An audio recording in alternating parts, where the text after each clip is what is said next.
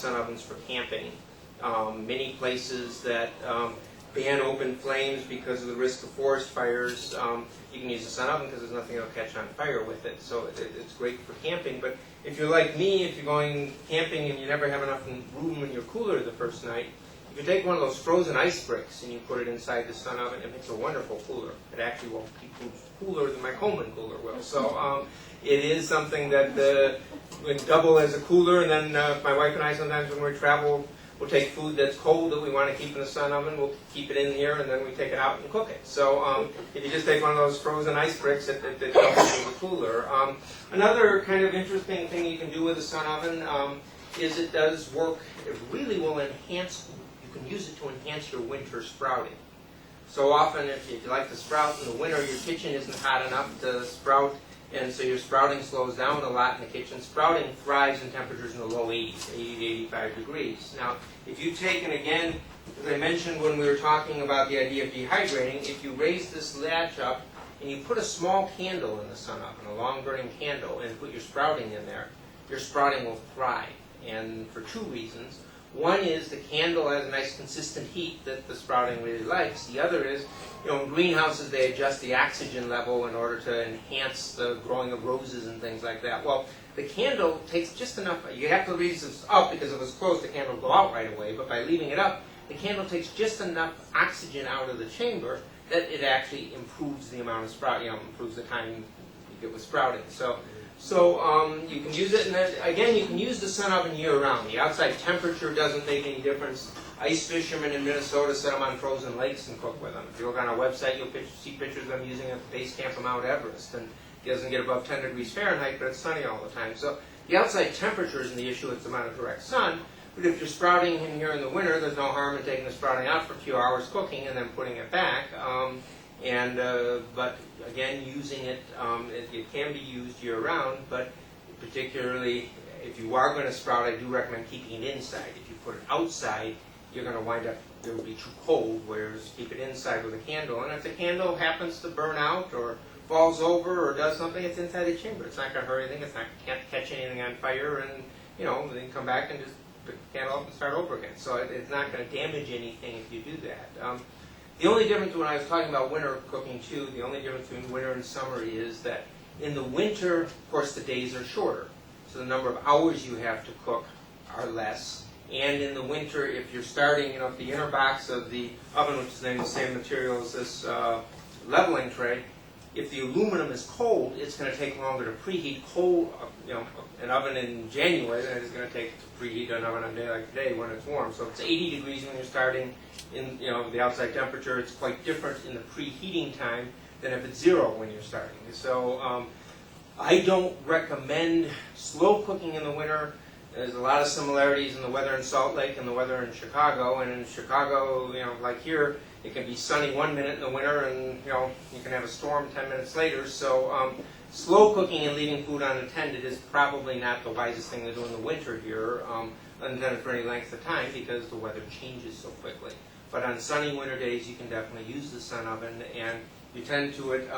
In the summer, like when I make a roast, as I said, I like using glassware. In the winter, virtually everything I cook in the enamelware because I want it to cook as quickly as possible because I never know when the weather's going to change.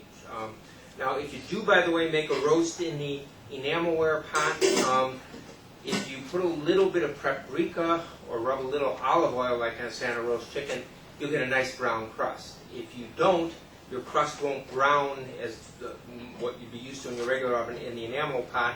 If you do cook in the enamel pot, once you're finished cooking, if you take the lid off and put it back in the oven for another 30 to 45 minutes, you'll see the crust will then brown. But because it's not getting the direct sunlight, it doesn't brown quite the same. But if you do it in the glassware, it will brown through the glass. So you don't have to add like the olive oil or paprika with it. So the number of things that you can do with the sun oven, you can bake, boil, steam. About the only thing you can't do is fry foods, and it really is something that will enhance the taste of your food all the time, and the more you're familiar using it, if you had to use it in a preparedness situation, you would really be that much better acquainted with it. But you'll find it will pay for itself in the course of probably 2 summers if you use it a lot and don't by what you save on your air conditioning. And so it is something that a lot of preparedness things sometimes seem like they're a drain on the budget.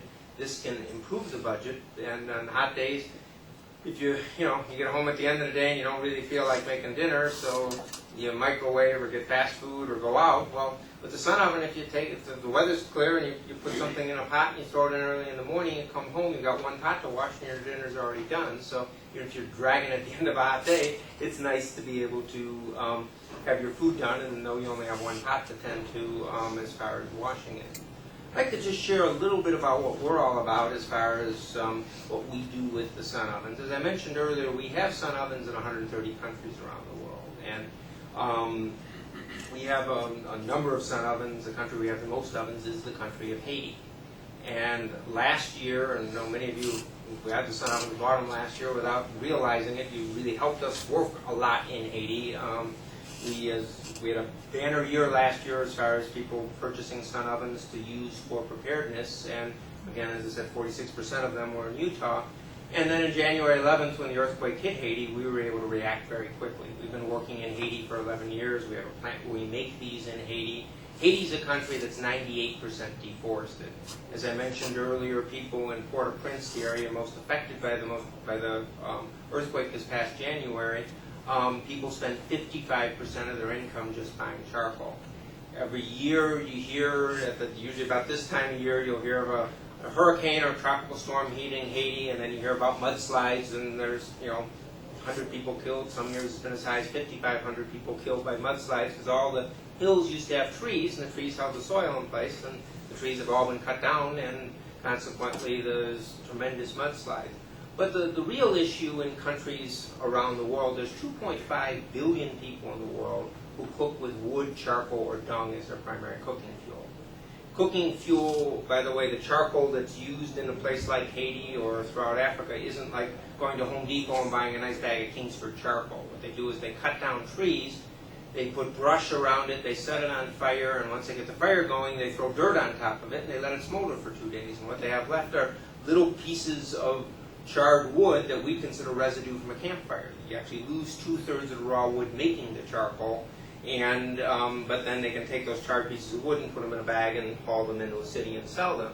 But if you could imagine, as I said earlier, spending more money on charcoal to cook with than you do on food, shelter, clothing, everything combined, that's what they have to do in a country like Haiti. So the economic effect is devastating. The environmental, Haiti at one point provided 2/3 of the sugar cane for the whole world. But because of the soil erosion that's occurred because of the deforestation, it's doubtful that they could now grow enough food to feed the 9 million people that live there. But even worse than the environmental and economic side of it is, when a woman cooks over an open fire, she inhales the same amount of smoke as smoking 3 packs of cigarettes a day. Each year in the continent of Africa, 1.6 million children under the age of 5 die of respiratory diseases, primarily from the indoor air pollution of cooking fires.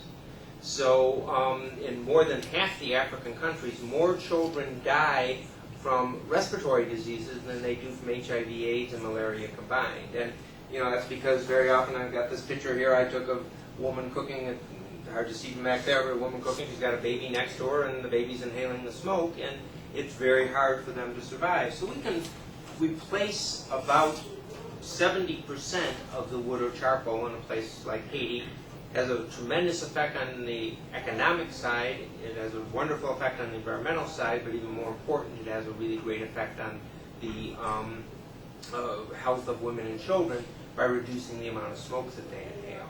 So what we're all about is providing ovens to people in developing countries, but what we've developed is a private sector approach to it. I mean, we're a business, we're not a nonprofit organization, and what we do is we believe that the only way this is going to be successful is to empower entrepreneurs in the country to make the ovens, and then to allow, in a country like Haiti where people are living on less than $1 a day, there's no way they could ever afford to buy something like a sun oven outright.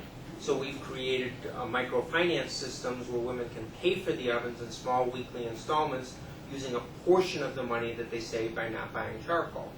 And if we can, when we make one of these ovens in our plant near Chicago, we have about $35 of labor involved in assembling it.